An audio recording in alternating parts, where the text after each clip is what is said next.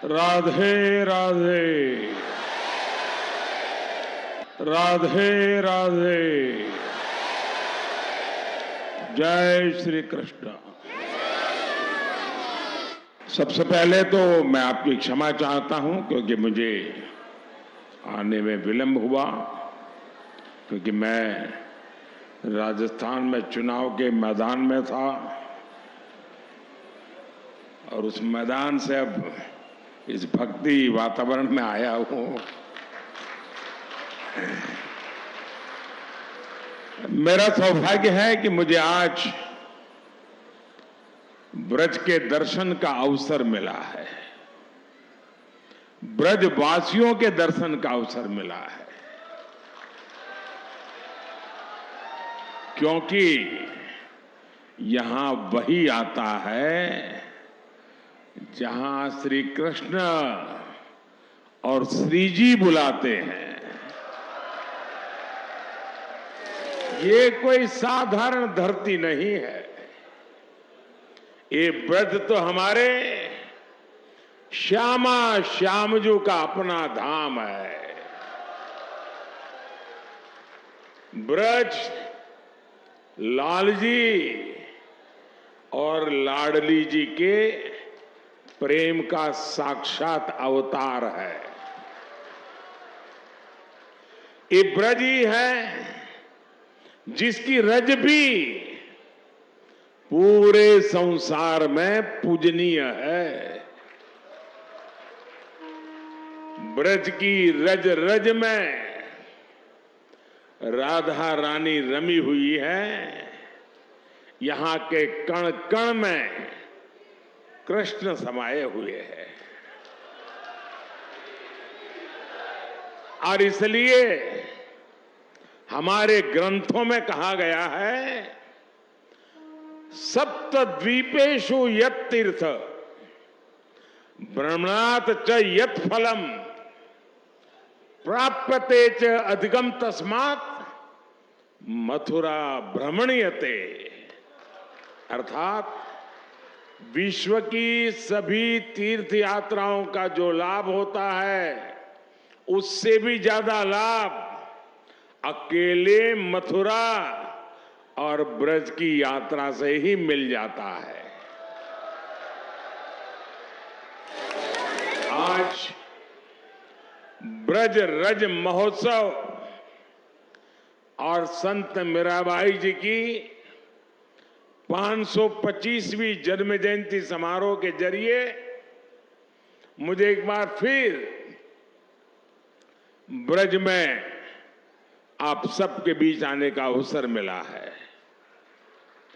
मैं दिव्य ब्रज के स्वामी भगवान कृष्ण और राधा रानी को पूर्ण समर्पण भाव से प्रणाम करता हूं। मैं मीराबाई जी के चरणों में भी नमन करते हुए ब्रज के सभी संतों को प्रणाम करता हूं। मैं सांसद बहन हेमा मालिनी जी का भी अभिनंदन करता हूं। वो सांसद तो है, लेकिन ब्रज में वो रम गई है। हेमा जी न केवल एक सांसद के रूप में ब्रज रस महोत्सव के आयोजन के लिए पूरी भावना से जुटी है, बल्कि खुद भी कृष्ण भक्ति में सरोबार यानी होकर प्रतिभा और प्रस्तुति से समारोह को और भव्य बनाने का काम करती। मेरे परिवारजनों, मेरे लिए इस समारोह में आना एक और वजह से भी विशेष है।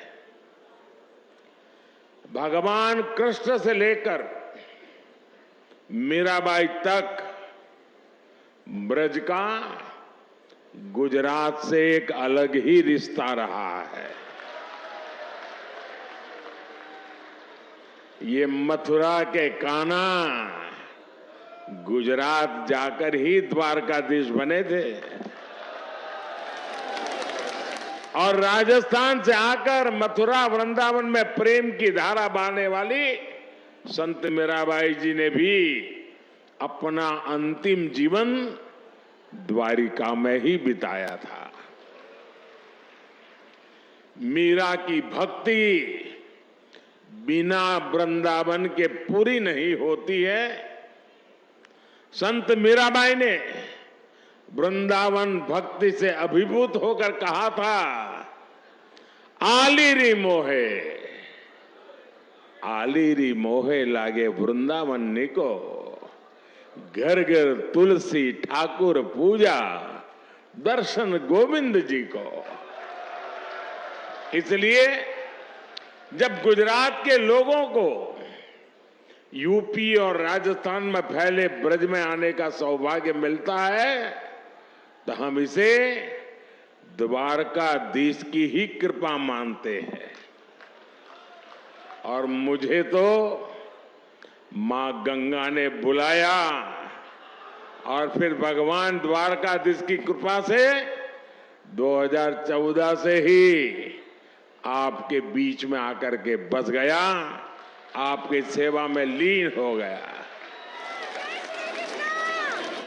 मेरे परिवारजनों, मीराबाई का 525वां जन्मोत्सव केवल एक संत का जन्मोत्सव नहीं है, ये भारत की एक संपूर्ण संस्कृति का उत्सव है। ये भारत की प्रेम परा का उत्सव है।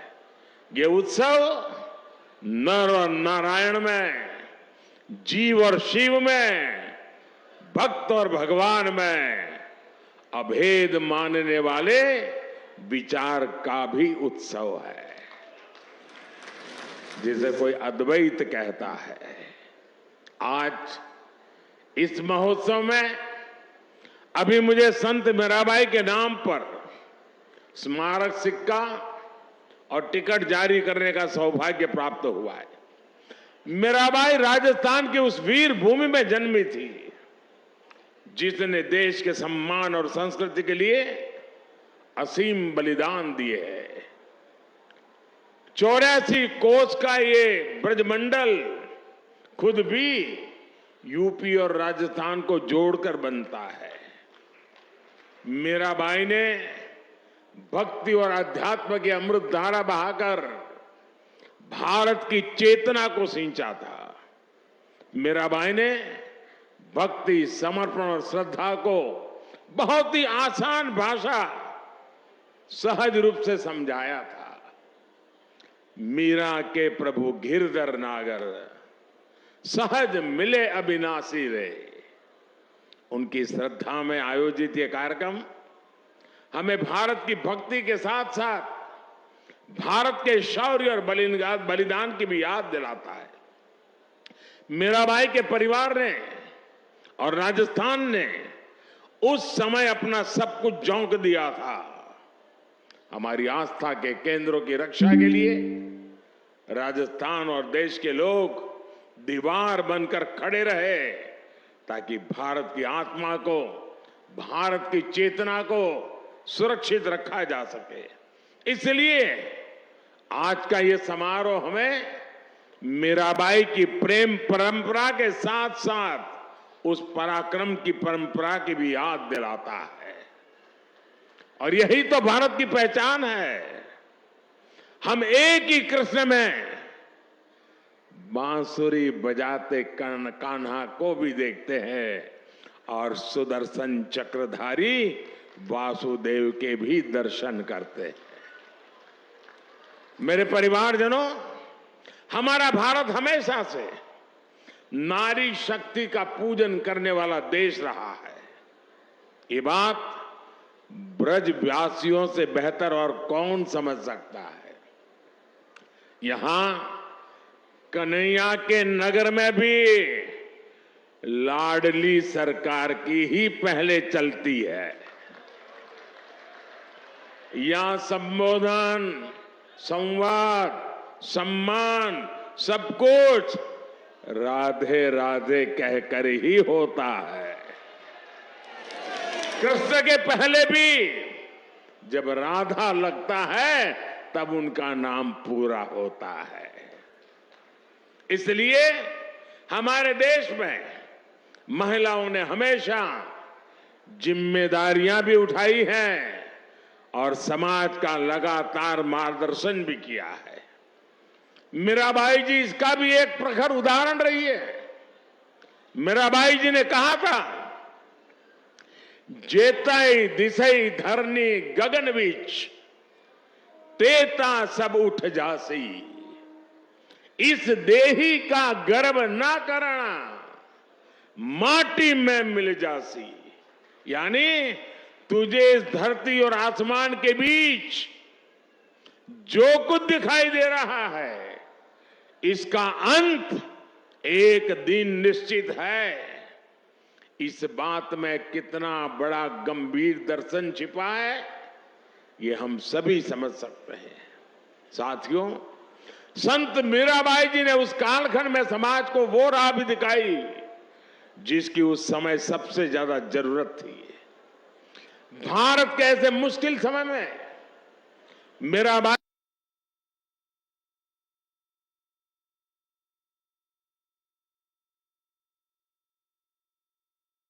जैसी संत ने दिखाया कि नारी का आत्मबल पूरे संसार को दिशा देने का सामर्थ्य रखता है।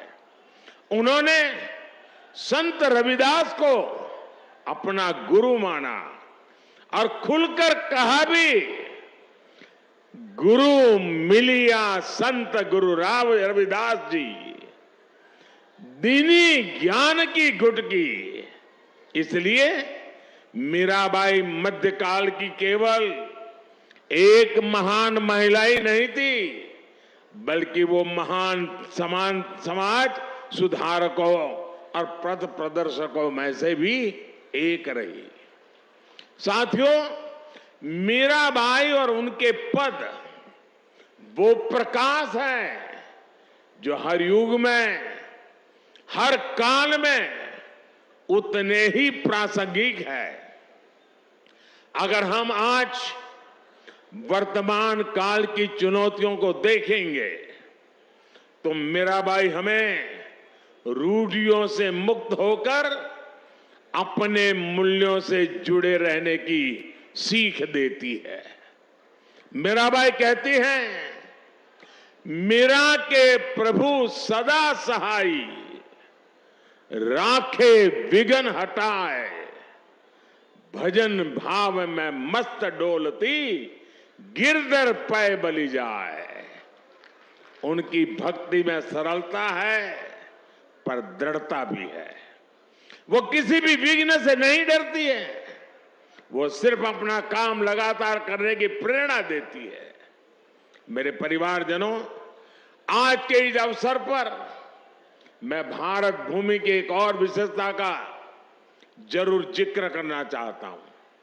ये भारत भूमि की अद्भुत क्षमता है कि जब जब उसकी चेतना पर प्रहार हुआ, जब जब उसकी चेतना कमजोर पड़ी, देश के किसी न किसी कोने में एक जागृत ऊर्जा पुंज ने भारत को दिशा दिखाने का लिए संकल्प भी लिया, पुरुषार्थ भी किया। और इस पुण्य कार्य के लिए कोई योद्धा बना तो कोई संत बना। भक्ति काल के हमारे संत इसका अप्रतिम उदाहरण है। उन्होंने वैराग्य और विरक्ति के प्रतिमान गढ़े और साथ ही हमारे भारत को भी गढ़ा। अब पूरे भारत को देखिए, दक्षिण में आलवार संत और नायनार संत थे, रामानुजाचार्य जैसे आचार्य थे। उत्तर भारत में तुलसीदास, कबीरदास, रविदास और सूरदास जैसे संत हुए। पंजाब में गुरु नानक देव हुए। पूरब में बंगाल के चैतन्य महाप्रभु जैसे संतों का प्रकाश तो आज पूरी दुनिया में फैल रहा है। पश्चिम में भी गुजरात में नरसिंह मेहता, महाराष्ट्र में तुकाराम और नामदास जैसे संत हुए। सबकी अलग अलग भाषा, अलग अलग बोली, अलग अलग रीति रिवाज और परंपराएं थी, लेकिन फिर भी सबका संदेश एक ही था, उद्देश्य एक ही था। देश के अलग अलग क्षेत्रों से भक्ति और ज्ञान की जो धाराएं निकली, उन्होंने एक साथ मिलकर पूरे भारत को जोड़ दिया। और साथियों, मथुरा जैसा ये पवित्र स्थान तो भक्ति आंदोलन की इन विभिन्न धाराओं का संगम स्थान रहा है। मलुकदास, चैतन्य महाप्रभु वल्लभाचार्य, स्वामी हरिदास, स्वामी हित हरिवंश प्रभु जी जैसे कितने ही संत यहां आए। उन्होंने भारतीय समाज में नई चेतना फूकी, नए प्राण फूके। ये भक्ति यज्ञ आज भी भगवान श्री कृष्ण के आशीर्वाद से निरंतर जारी है। मेरे परिवारजनों, व्रत के बारे में हमारे संतों ने कहा है, वृंदावन सो वन नहीं, नंद गांव सा गांव, बंसी वट सो वट नहीं, कृष्ण नाम सो गांव। अर्थात वृंदावन जैसा पवित्र वन कहीं और नहीं है, नंदगांव जैसा पवित्र गांव नहीं है, यहां के बंशी वट जैसा वट नहीं है, और कृष्ण के नाम जैसा कल्याणकारी नाम नहीं है।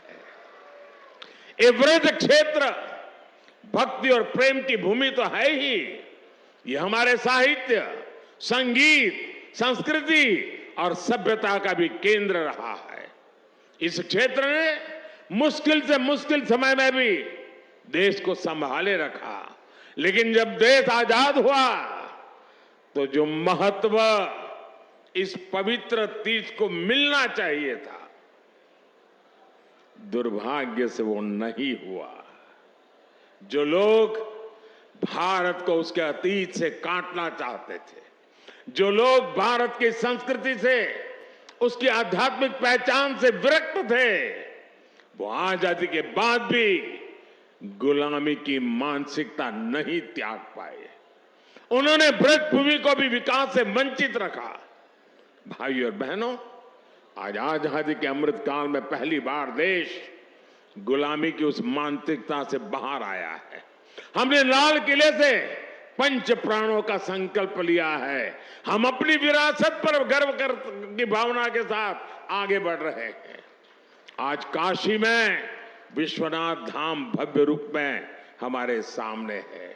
आज उज्जैन के महाकाल महालोक में दिव्यता के साथ साथ भव्यता के दर्शन हो रहे हैं। आज केदार घाटी में केदारनाथ जी के दर्शन करके लाखों लोग धन्य हो रहे हैं। और अब तो अयोध्या में भगवान श्री राम के मंदिर के लोकार्पण की तिथि भी आ गई है। मथुरा और ब्रज भी विकास की इसकी दौड़ में अब पीछे नहीं रहेंगे। वो दिन दूर नहीं जब ब्रज क्षेत्र में भी भगवान के दर्शन और भी दिव्यता के साथ होंगे। मुझे खुशी है कि ब्रज के विकास के लिए उत्तर प्रदेश ब्रज तीर्थ विकास परिषद की स्थापना की गई है। ये परिषद श्रद्धालुओं की सुविधा और तीर्थ के विकास के लिए बहुत से काम कर रही है। ब्रज रज महोत्सव जैसे कार्यक्रम विकास की इस धारा में अपना प्रकाश भी बिखेर रही है। साथियों, ये पूरा क्षेत्र कान्हा की लीलाओं से जुड़ा है। मथुरा, वृंदावन, भरतपुर, करौली, आगरा, फिरोजाबाद, कासगंज, पलवल, बल्लभगढ़ जैसे इलाके अलग अलग राज्य में आते हैं। भारत सरकार का प्रयास है कि अलग अलग राज्य सरकारों के साथ मिलकर हम उस पूरे इलाके का विकास करें। साथियों, ब्रज क्षेत्र में देश में हो रहे हैं बदलाव, ये विकास केवल व्यवस्था का बदलाव नहीं, ये हमारे राष्ट्र के बदलते स्वरूप का, उसकी पुनर्जागृत होती चेतना का प्रतीक है। और महाभारत प्रमाण है कि जहां भारत का पुनरुत्थान होता है, वहां उसके पीछे श्री कृष्ण का आशीर्वाद जरूर होता है।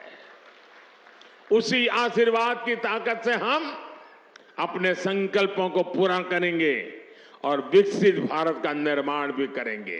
राधे राधे। जय श्री कृष्ण।